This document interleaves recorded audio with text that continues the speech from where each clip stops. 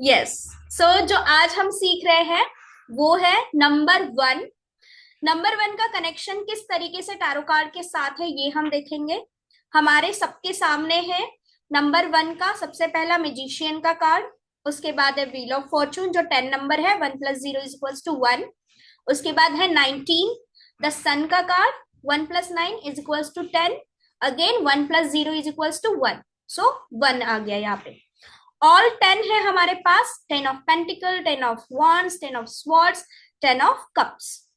इनका भी टोटल 1 आता है। और ऑल एसेस के कार्ड्स जो इटसेल्फ 1 है। ठीक है। तो ये सारे कार्ड्स हमारे सामने हैं। इसके कीवर्ड्स क्या है? नंबर वन क्या बताता है? एक शुरुआत। जीरो भी एक शुरुआत है, लेकिन वो क्या है? नींव रखी गई है। ठीक है। बीज जो है वो हमने जमीन के अंदर डाल दिया, वो क्या हो गया? जीरो। अब उससे जो अंकुर आ रहा है वो है number one. It's a new beginning. तो ये दो न्यू बिगिनिंग है, लेकिन इसमें भी अंतर है। कौन सी बिगिनिंग? तो अकॉर्डिंग टू हमारा जो क्वेश्चन है उसके साथ हमें ये डील करना है कि हमें कौन सा न्यू बिगिनिंग यहाँ पे बताना है। अंकुरित वाला या फिर जो सीड हमने जमीन के अंदर डाला है वो वाला। ठीक है। अब आते हैं आगे। नंबर वन क्या बताता है हमें? लीडरशिप। लीडरशिप, नेतृत्व। की कुछ भी घटना हो तो उसको सामने आके कॉन्फिडेंस के साथ ये डील कर पाए। अब आपके सामने दो कार्ड्स ऐसे हैं जो है 10 of swords and 10 of wands. ये दो कार्ड ऐसे हैं, क्या इसके अंदर लीडरशिप नजर आ रही है हमें? बिल्कुल नहीं। राइट। तो इसे हम लीडरशिप ये कीवर्ड इस्तेमाल नहीं कर सकते।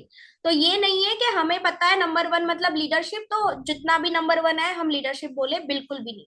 क्योंकि हमें कार्ड को भी देखना है, कार्ड के अंदर क्या सिंबलिज्म है, कार्ड क्या बताता है, ये सारी चीजें। लेकिन नंबर वन लीडरशिप होता है, इंडिपेंडेंट होता है, खुद के बलबूते पे कुछ ना कुछ हासिल करने वाला होता है। तो ये सारे एसेस हमें बताते हैं। व्हील ऑफ फॉर्चून भी बताता है, सन भी बताता है, मैजिशियन भी बताता है।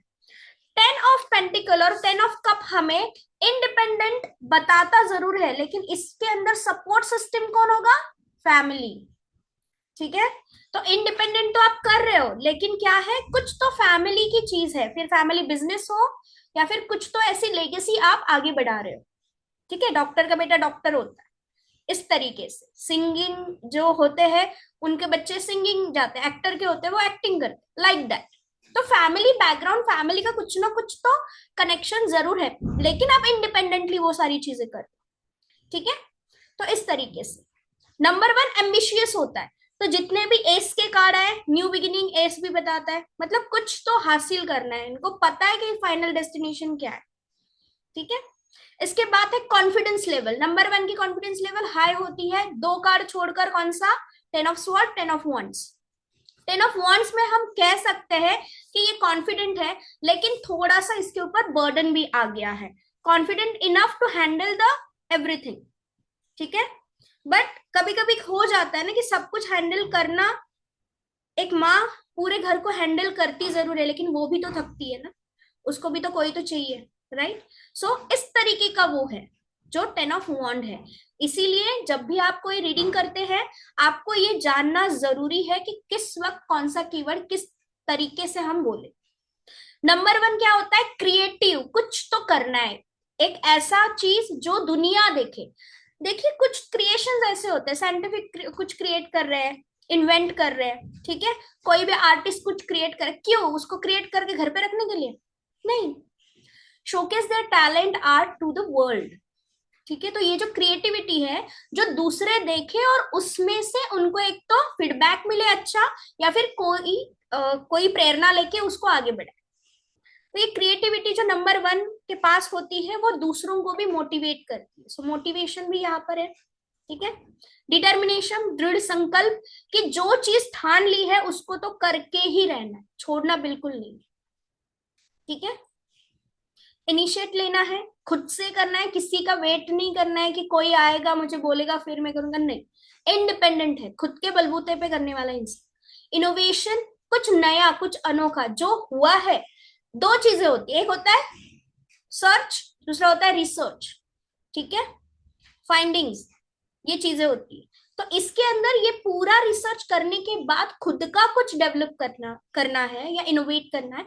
ये जो एनर्जी रहती है, ये जो थिंकिंग रहती है, ये किसकी रहती है? नंबर वन की रहती है। और इतनी सारी चीजें करनी है, इसका मतलब उनके पास करेज तो चाहिए ही चाहिए, राइट? सो समझ में आया जितने भी कार्ड्स आपके सामने हैं उसके नंबर वन की क्या क्या क्वालिटीज है, यहाँ पर क्या क्या कीवर्ड्स है। अब जिस तरीके से हमने पॉजिटिव देखा, उस तरीके से नेगेटिव भी तो होगा। नंबर वन का क्या नेगेटिव होगा, चलिए देखते हैं। जब कोई इंसान खुद के बलबूते पे बहुत सारी चीजें करता है तो उसके अंदर आ जाता है एरोगेंस, ईगो, ठीक है, कि मेरे अलावा कोई नहीं। नंबर वन एक ऐसा है कि वो आइसोलेशन में काम करता है, उसको टीम वर्क पसंद नहीं है। भले ही टीम को वो लीड कर रहा हो, लीडरशिप क्वालिटी है, लेकिन टीम के साथ मिलके काम नहीं करने वाला है वो, ठीक है। वो बताएगा, ऑर्डर देगा कि ये करो ये करो ये करो, ठीक है, इस तरीके का होता है। तो आइसोलेशन का मतलब क्या है? भले ही टीम हो, टीम लीडर हो, लेकिन अपने सीक्रेट्स, अपने काम करने का तरीका, या वो जो की ऑफ सक्सेस कहते हैं हम, वो किसी के साथ शेयर नहीं करने वाला है। वो अपने ही आप में खुद को तैयार कर रहा है। एक ऐसा जिद्दीपन कि एक चीज पे, एक लेवल पे आपको रुक जाना चाहिए। अगर आपके वजह से किसी को तकलीफ हो रही है या आपको खुद को तकलीफ हो रही है, तो सर्टेन चीजें जीवन से चली जानी चाहिए, ठीक है। अगर गुलाब का फूल है और कांटा आपके हाथ में लग गया, तो क्या आप और प्रेस करोगे कांटे को अंदर? नहीं ना, उसको निकाल के फेंक दोगे। लेकिन ये इंसान जिद्दी बहुत होते हैं कि टूट कैसे नहीं रहा, मुझे तोड़ना है ये गुलाब, भले ही खून निकले मेरे हाथों से। तो ये जिद्दीपन इनके अंदर होता है कि कुछ भी हो जाए मुझे हासिल करना है तो करना है। तो ये उनकी जो क्वालिटी है वो नेगेटिव आ जाती है कि खुद को तकलीफ देना या सामने वाले को तकलीफ देना, ठीक है। इम्पल्सिवनेस, आवेग में आके, मोस्टली अगर नंबर वन ने ड्रिंक की है तो वो सारी भड़ास निकाल देगा। जो हम दबा के रखते हैं ना, इसको बुरा ना लगे उसको बुरा ना लगे, या फिर अगर लवर है तो वो एक्सप्रेस कर देगा, जो नॉर्मल एनर्जी में वो कभी एक्सप्रेस नहीं कर पाएगा। तो ऐसे केसेस में क्या हो जाता है, अगर उसने ड्रिंक नहीं की है फिर भी एक सर्टन एनर्जी में जब वो आ जाता है तो वो इम्पल्सिव होकर बक देता है या ऐसी कुछ एक्शन ले लेता है कि सामने वाले को अचंभित कर दे कि अरे ये तो इंसान, मुझे पता ही नहीं, इसकी ये शेड तो मुझे पता ही नहीं, ठीक है। तो ये नेगेटिव साइड हो जाती है, जहां पे चुप रहना है, जहां पे चीजें छुपा के रखनी है, वो बाहर निकाल देता है, ठीक है। सेल्फ सेंट्रलाइज्ड होता है कि मेरे बारे में बात करो, मैं इंपॉर्टेंट हूँ, मुझे बाकियों का नहीं पता। टीम में बैठे हैं, ग्रुप में बैठे हैं, फैमिली के यहाँ पे बैठे हैं, इनको छोड़, इनको थोड़ा सा भी इग्नोर करके किसी और के टॉपिक निकाला ना, ये इनको सहन नहीं होता, ये जेलस हो जाते हैं कि मेरे बारे में बातचीत क्यों नहीं चल रही, मेरे साथ कंपैरिजन हो रहा है क्या। भले ही कंपेयर करने का इंटेंशन ना हो, कि इन्हीं के दिमाग की खुराफतें होती है कि मेरे साथ कंपैरिजन हो रहा है, मुझे कम देखा जा रहा है, ठीक है।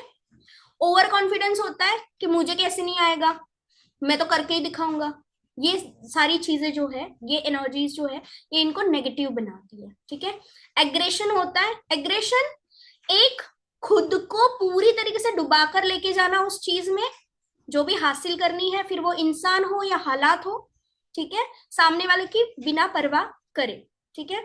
इस केस में वो लापरवाह हो जाते हैं खुद के लिए भी, कि खुद को कितनी तकलीफ हो रही है या सामने वाले को कितनी तकलीफ हो रही है या फैमिली को कितनी तकलीफ हो रही है। जुगारी बंदा क्या करेगा, पैसे मुझे दे दो, मुझे खेलना है, कहाँ से आएंगे पता नहीं, सोना बेचेंगे, घर का सामान बेचेंगे, सारी चीजें करेंगे, ठीक है, नंबर वन। और इन सारी चीजों में ये अकेले खुद ही आ जाता है। अब आइसोलेशन और लोनलीनेस, इसमें अंतर क्या है? आइसोलेशन में इंसान अपने आप को तैयार कर रहा होता है किसी चीज को पाने के लिए, और लोनलीनेस कि सबने उसको छोड़ दिया कि जी अब तू नहीं, हमारे साथ नहीं रहे, ये वाला। तो दोनों अलग अलग है। तो रीडिंग के टाइम पे आपको ध्यान देना है कि कौन सा कीवर्ड कहाँ पे इस्तेमाल करना है। जैसे कि यहाँ पे क्या हो जाएगा, लोनलीनेस, 10 ऑफ स्वॉर्ड्स, अकेला पड़ गया है बंदा, सबने खंजीर खोप दिए पीठ पे, ठीक है। और आइसोलेशन में क्या हो जाएगा, एसेस के कार्ड, कि खुद के बलबूते पे आगे बढ़ना है, ठीक है। अब ऐसे केसेस में कभी कभी नेगेटिव चीजें भी पॉजिटिव हो जाती है, वो हम सारी चीजें रीडिंग में सीखेंगे। सो आई होप यहाँ पर आपको क्लियर है नंबर वन के पॉजिटिव एंड नेगेटिव कीवर्ड्स, ठीक है। चलिए फिर अब हम आगे बढ़ते हैं नंबर टू पर, नंबर टू के पॉजिटिव एंड नेगेटिव कीवर्ड्स हम देखेंगे।